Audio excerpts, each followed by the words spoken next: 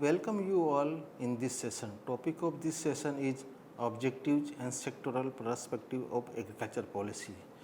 In this session, basically we will understand about the objective of agriculture policy, and then we will also understand the sectoral perspective of agriculture policy. Sectoral perspective means there are different sectors or subsectors in agriculture sector. So we will understand the how we have to form the agriculture policies related to these different subsectors. So discussion of this session. First, let us understand the magnitude and size of the agriculture sectors. Agriculture is very big sector in the country, and major employment providing sector in the country. Around 70% of our rural population who are depend on the agriculture sector. Actually, we have 70% population in the country which live in the rural area, and the number of farm household which are related to agriculture sectors are 101 million, and we have the cattle population of 512 million according to this livestock census 2012, and we have the net cultivated area of 142 million hectare in the country, and we have the agriculture export of 2,51,563 crores in the year 17-18, and which is of around 13% of the total national export, and agriculture import of rupees 1,52,095 crores in the year 17-18, and which is the share of around 5.07% of national imports. So agriculture is the very big contributor in the national export of our country, and agriculture sector contribute around 16% in the gross value added product our Indian economy in the year 2018-19. So it is a very big sector, around 16% contribution in our gross domestic product from the agriculture sector's growth.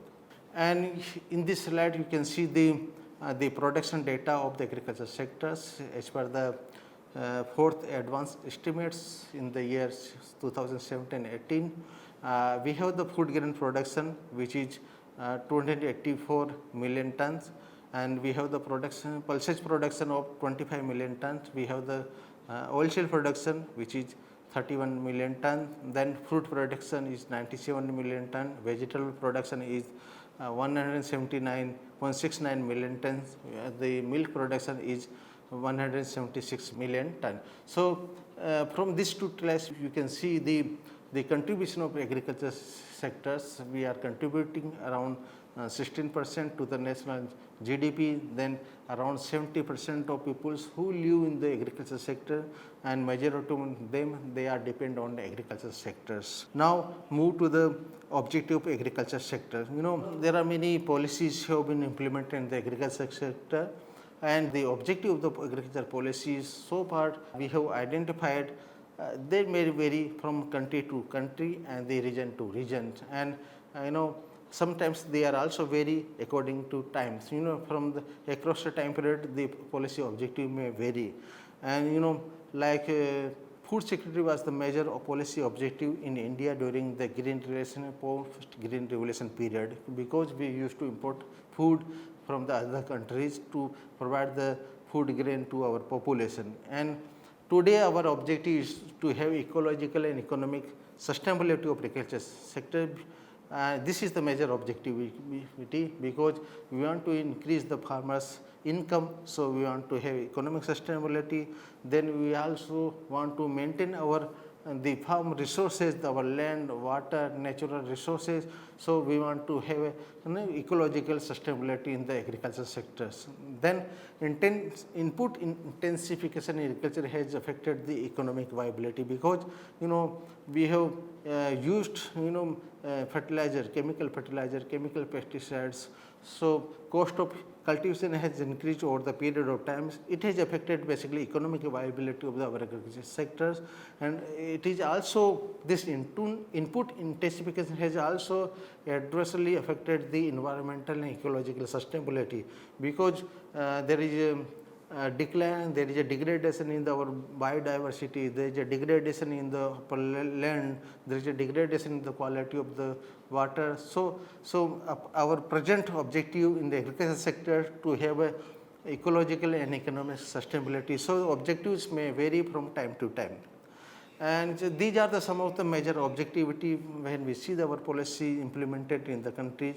The first objective, the foremost objective in the agricultural sector is to have price protection for farmers and managing the price volatility arising due to the greater global integration of the Indian agriculture. Especially we have seen sometimes, onion prices we have seen there is a great fluctuation like 20 rupees per kg to 100 rupees per kg of onion. So, there is and all this basically is due to the global integration of our economy, our agricultural systems. Is domestic prices is determined by more of the in the international market. Then second objective may be the conservation, management and rational use of land, water and other natural resources to ensure sustainability of agriculture. Actually, we have exploited a lot of our natural resources, land, water, other natural resources like biodiversity. So, there is a need to promote the conservation and we need to manage our natural resources, and we have to promote the rational use of land, water and other natural resources.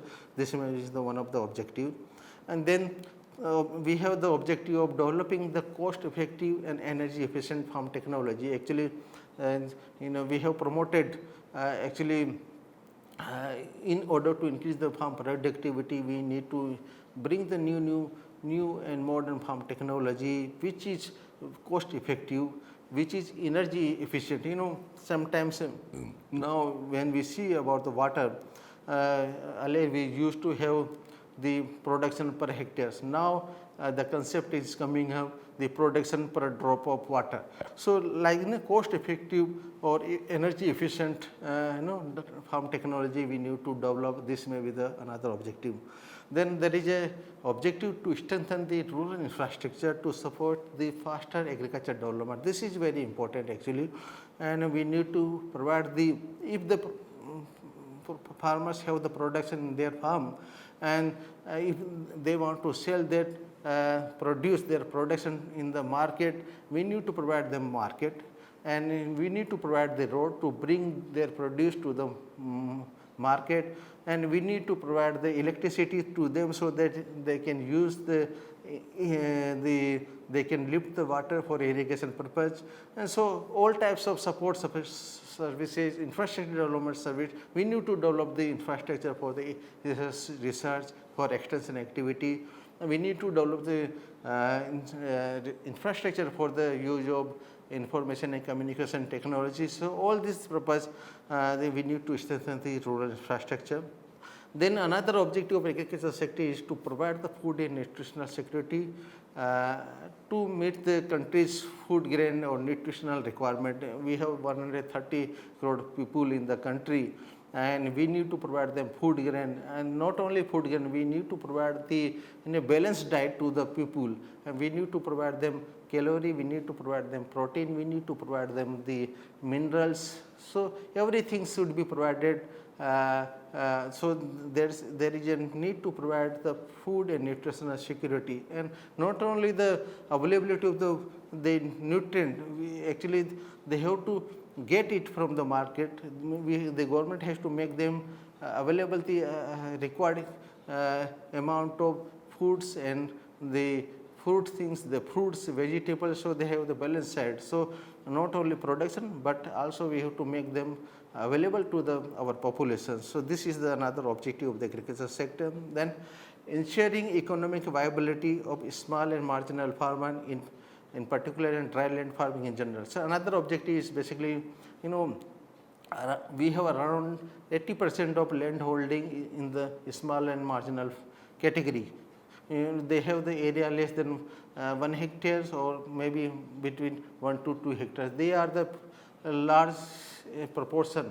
So, large proportion is the small and marginal holding. They do not have the sufficient income from that small land holding, So we need to provide them economic viability so they can survive, they can provide good education to their children. So we need to develop some other source of income, some other source of livelihood them in the rural areas. So for that we may go agro-based industries, or we may go some additional activity like cottage industry or some processing activity. So we need to increase we need to ensure the economic viability of the small and marginal farmers, or particularly in the dry land farming where the farm productivity is very less, they do not have sufficient income.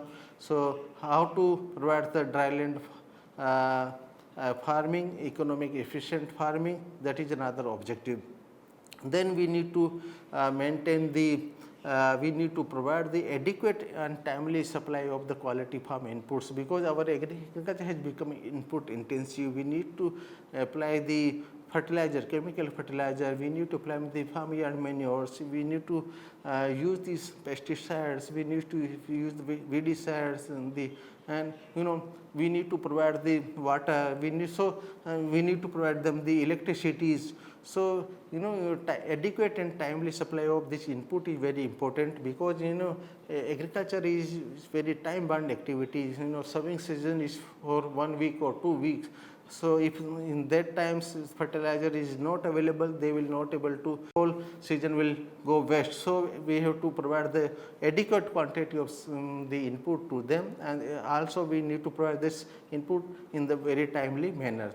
Then diversification of farming towards the high value horticulture and diversity and livestock product is another objective. Actually, if you want to increase the farmers' income, only the cereal crops is not able to provide them the sufficient amount of income. So the farmers, they can adopt the horticulture activities, or they can go for livestock or animal rearing, so that they will have income. And this diversification activity also helpful for them to have the employment throughout the years. In agriculture sectors, when we see the work is only a certain period of time, so remaining farmers are just idle. So if they have the other activity, horticulture activity, livestock activity, they will get the work throughout the year.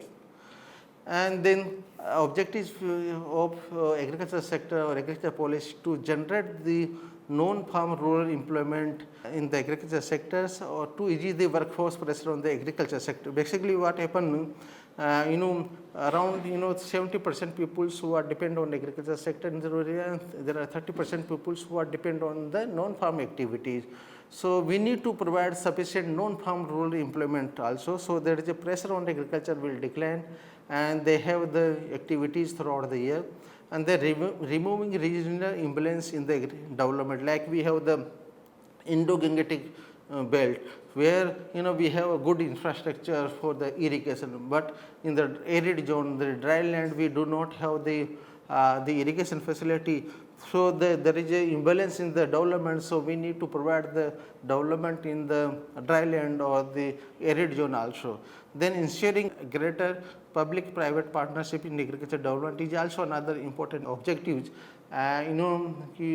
We have seen the public sector is doing a lot of investment in the developing the infrastructure in terms of road or electricity, but we also need to encourage the private sectors to make the investment in agriculture for developing the market yard, for making available the implement in the rural areas by developing by setting up the agro-based industries.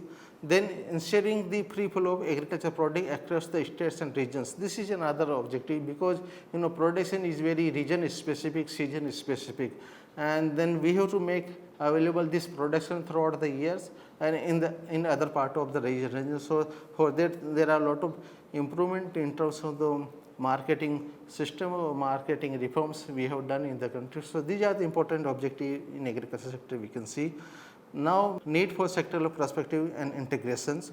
Let us understand the composition of agriculture sector. Basically, agriculture sector is having many subsectors like crop husbandry, animal husbandry, agroforestry, sericulture, poultry, fishery, and there are many other allied activity like beekeeping, the sericulture. So there are many other things are there. So in agriculture is basically very big sector. So different types of activity, different type of enterprises are there.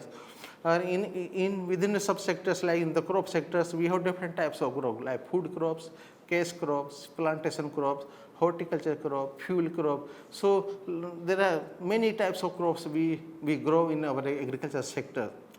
So there is a need for intra-sectoral integration. Intra-sectoral integration means there is a need for subsector integration in order to maximize the farm income and make optimal utilization of our resources such as the land, water and manpower.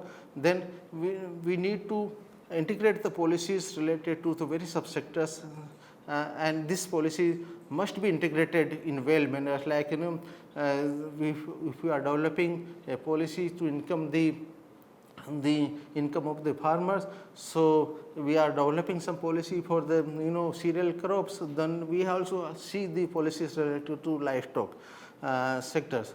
So there is a integration requirement for subsector policy in agriculture sector. So there is a considerable linkage, interlinkage, interdependence exists between these subsectors, and we will understand later on how this interlinkage is available. And most farmers practice a combination of enterprise. We see the farmers generally they have the field for raising of crops, then they have the animals for milk and to get the income from the milk from the market. They have sometimes poultry with them, sometimes they have the fishery also with them. So basically in India we see the most farmers practice a combination of enterprises, and dynamism of subsectors and changing demand pattern provide income enhancing opportunity. Actually the farmers is having some animals along with the agriculture crop, so they will have more chance, they have opportunity to get more income by selling the milk in the market. So income enhancement opportunity increase, we have the subsectoral integration in agriculture sectors. So here is one example of intra-sector integration, subsector integration. Animal husbandry for the sustainability of crop sector. Why this animal husbandry is required for the sustainability of the crop sector? The livestock actually they provide the farm power and manure. So if the farmers is having livestock along with the crop activities, we will get the farm power for plowing of land, then also we will get the manure from the animals. Then from the crop sector, basically the crop residue like straw, husk, we can use as a fodder for the livestock or animals. So dairy product, basically we get some income from the dairy products by selling the milk, by selling the sometime manure also. So it provides the opportunity for high income. And poultry farming will be useful for small marginal farmers, like we have around 80% farmers which are in the category of small marginal farmer. For them poultry farming will be useful to increase their income.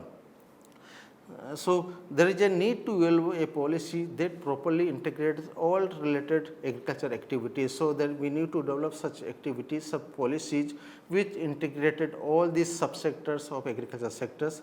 And here it is important to note that the relative importance of subsector may change over time due to change in the composition of the domestic and global market. Suppose now actually presently we are seeing there is a lot of importance from the milk sector or from the fruits and vegetable sectors, but this relative importance may change over the period of time. So like demand for horticulture and livestock product has been increasing with the rate faster than that of traditional food and non-food crops. So demand for the cereal crops is completely low than the demand from the horticulture or livestock product. So this change, this relation or relative importance may change over the period of time.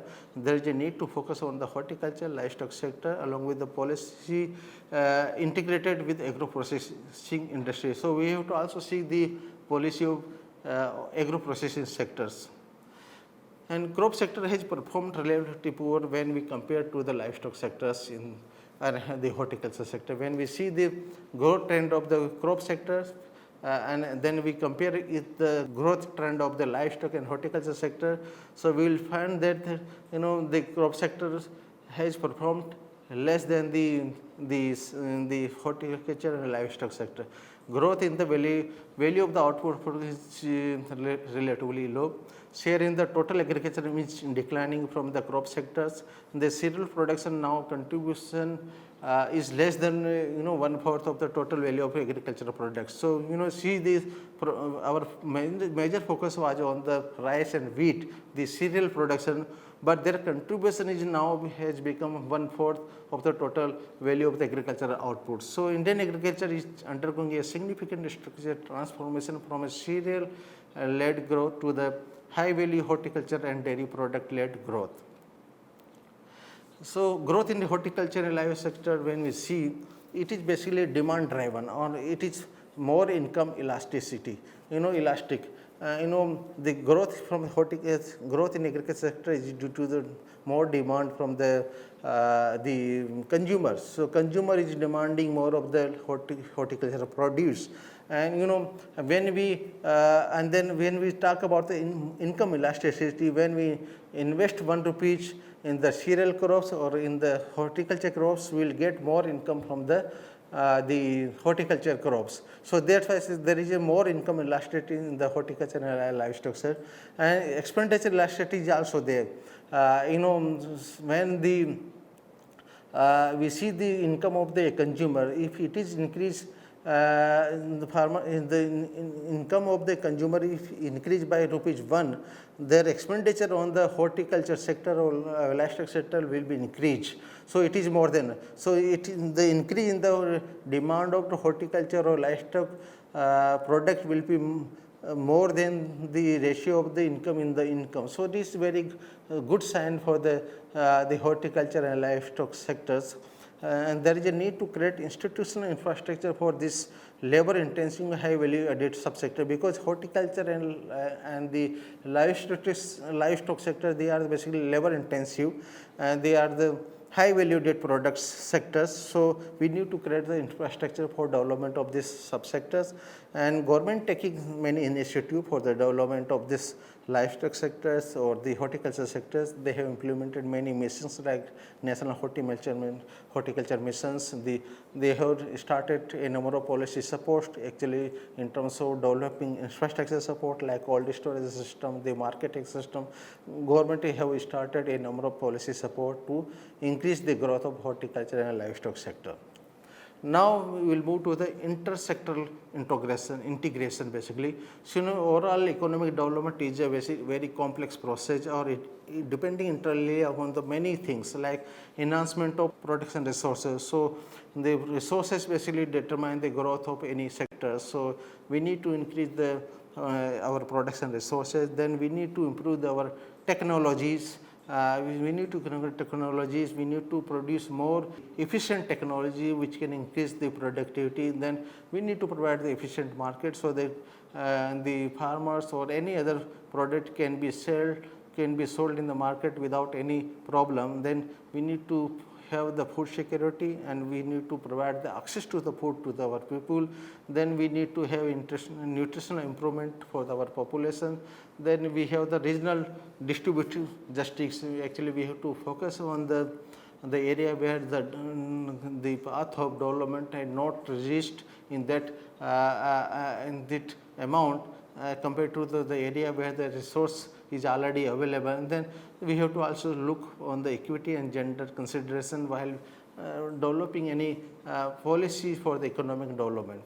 So in case of intersectoral integration, basically agriculture is a source of major input for the manufacturing sectors, service sectors, and facilitate operation in the agriculture sectors like by providing some of the services like transportation services, the communications services. All this is from the service sector to the agriculture sector, and agriculture sector also provides the raw material for the manufacturing sector for their production activity. So manufacturing and service sectors are the market, and and the product input supplier for the agriculture sector. So, in manufacturing sector and service sector, basically they are the market for the agriculture produce, and they also supply the input to the agriculture sector. So, thus there is a trade-off between the policy of different sectors and must be considered. So government is always in mind whether we focus on the agriculture sector or whether we focus on the manufacturing sector. So there is always a trade-off is there in the mind of the government where we have to invest more. So, now here in the sectoral integration, when we talk about the agriculture sector, agriculture policy integration is related to with the various policies like environmental policies. So, whenever we talk about the agriculture sector, we have to look on the environmental policy also. What is the policy, whether environmental policy is allowed to clear the land for agriculture purpose or not, we have to see. And we have to see water resource policy, whether our water resource policy is allowing the summer paddy or not. So, whenever if any technology we are developing or if we are promoting the summer paddy, we have to see the water resource policy, whether that policy is allowed or not. Then we have to see the forest policy, then we have to see trade policies, labor policy, credit policy, and also we have to see energy policy. Here you can see one example why sectoral policy integration is required, why there is a intersectoral policy integration is required. In case of energy policy, when we talk about, agriculture is the major energy consumer. We need to have energy for the farmer necessary, we need to have energy for the transportation of produce from farm field to the consumer level, then we need electricity. So, agriculture is a major energy consumer, and in case of agriculture sector there is a possibility to become major energy producer also. Why? And it can generate electricity from agriculture waste. This is another opportunity for agriculture sector. And then a sugar industry has a lot of potential for generation of the energy. It can generate about 5,000 megawatt through co-generation plant fueled by the biogas. Then 2 billion liter of ethanol can be produced from the molasses from the sugar industry. Then there is an opportunity to have a cultivation of biodiesel plants such as Jatropha. So, the energy we can produce from the agriculture sector. This is the very good opportunity available for the agriculture sector. And there is always some trade-off between energy production and food and feed production, like in corn. In America, United States of America, corn is directly used to produce the energy.